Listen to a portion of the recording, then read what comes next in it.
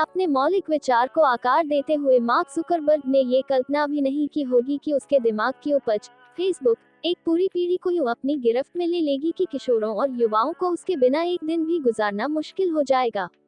भक्तगण जिस लगन से अपने आराध्य देव की उपासना करते हैं, इन युवाओं की लगन उससे रत्ती भर भी कम नहीं है। मेरे बच्चों ने जब इस बाबत बहुत डांट खा ली, तो उन्हें एक नायाब तरीका सूझा। उन्होंने फेसबुक पर मेरा भी अकाउंट बना दिया।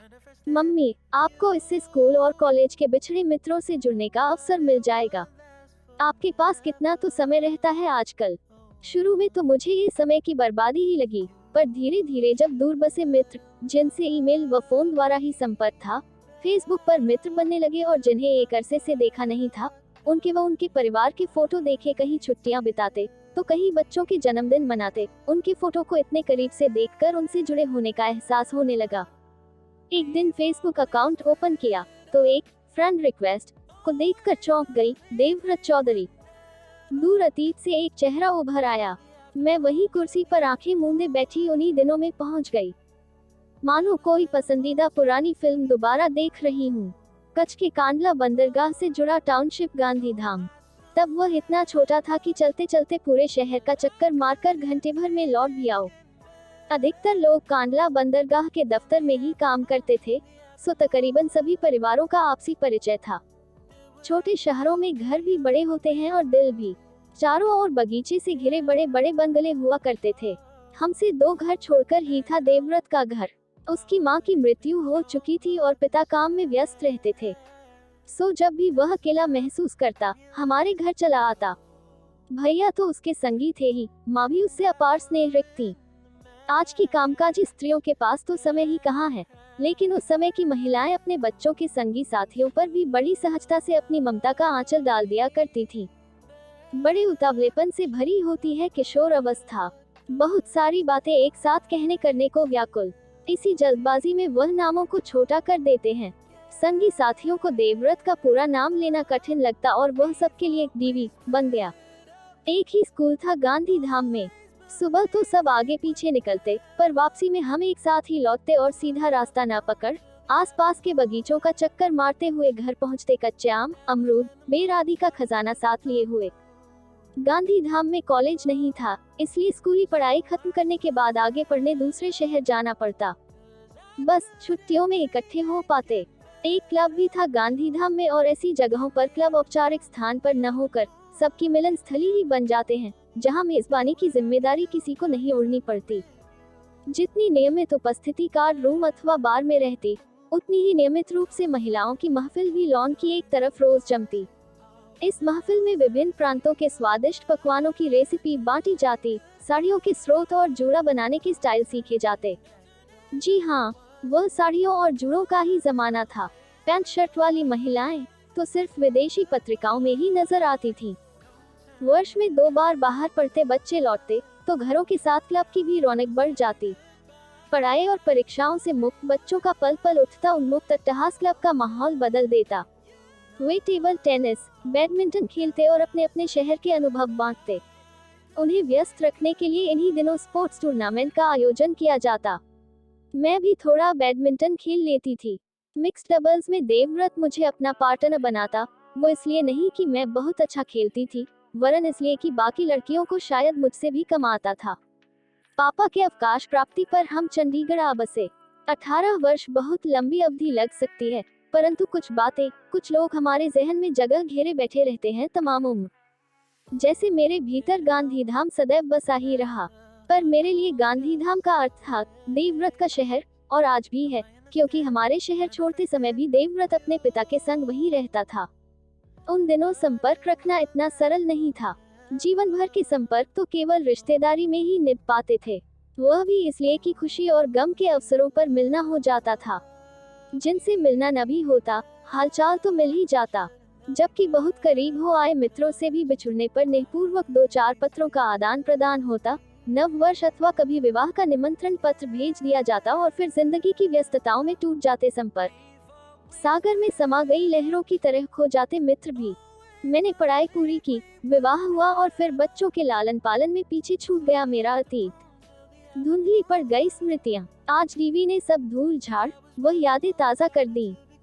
इन वर्षों में बदलाव बहुत तेजी से आया है।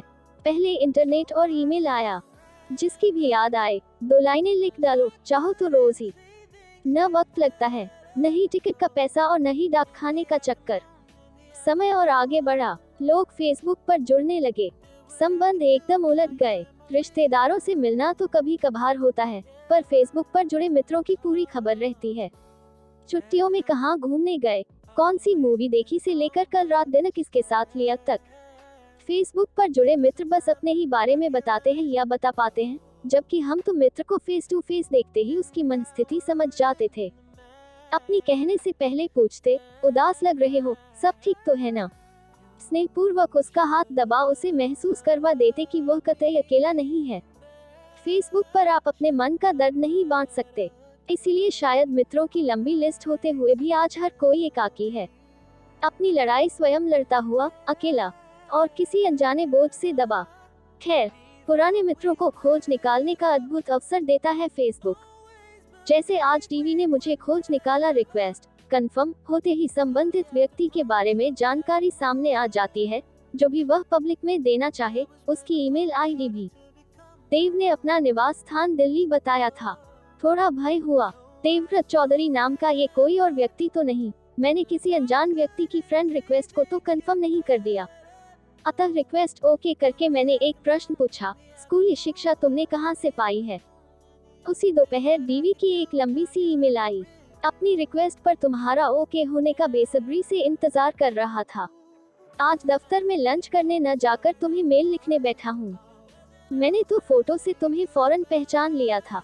तुम्हारी वह मोनालिसा वाली सकुचाई सी, दबी सी मुस्कान मुझे असली चित्र से भी अधिक मोहक लगती है।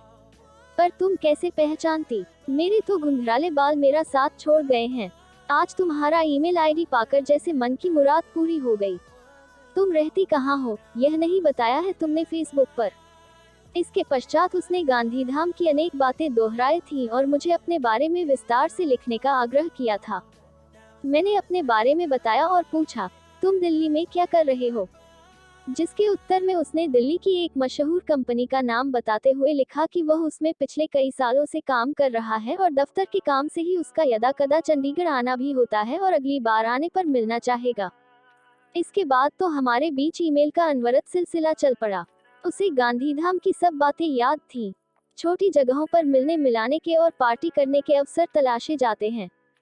तुम्हारे 1 जन्मदिन पर तुम्हारे घर क्या शानदार पार्टी हुई थी, उसने याद दिलाया।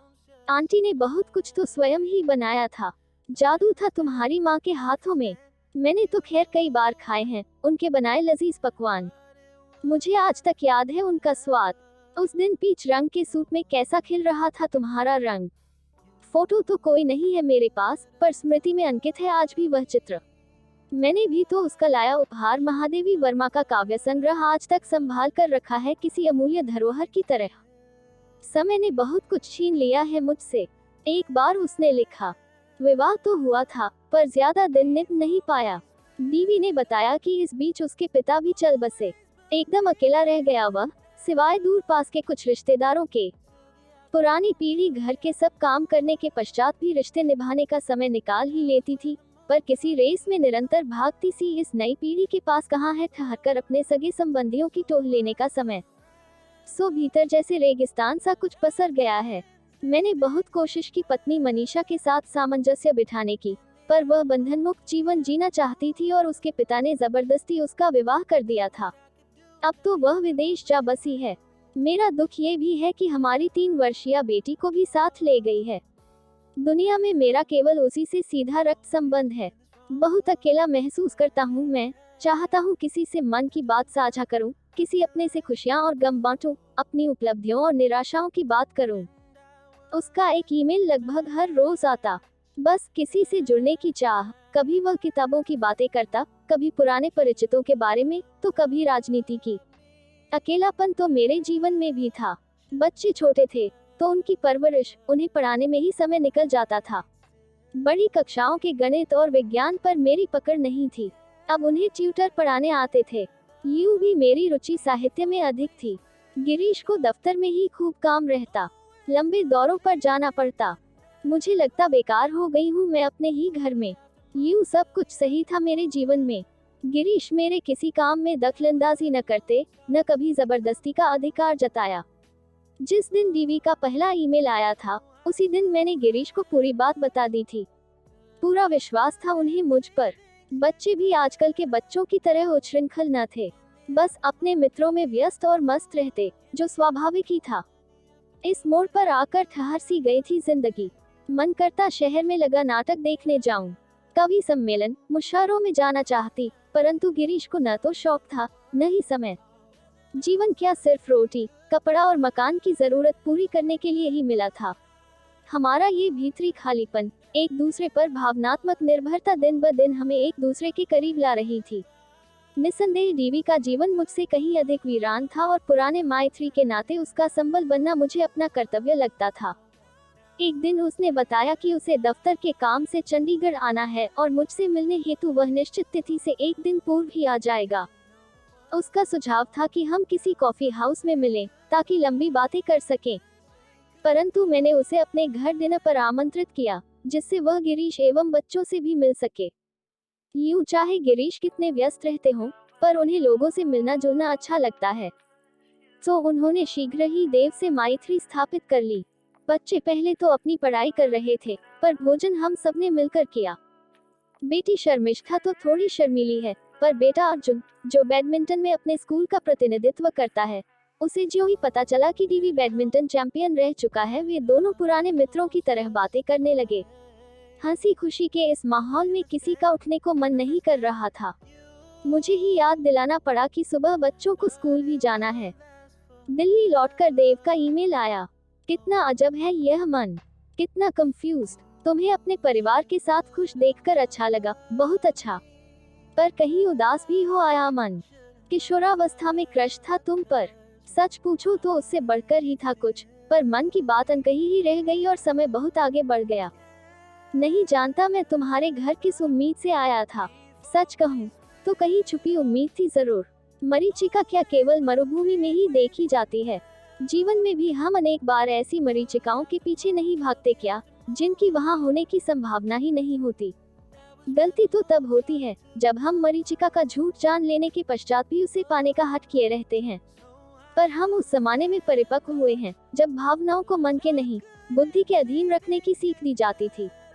लक्ष्मण द्वारा सीता के गिर्द खींची रेखा का असली सत्य यही था कि उसके भीतर कोई प्रवेश नहीं कर सकता था, पर वह सीता के लिए बंधन नहीं था।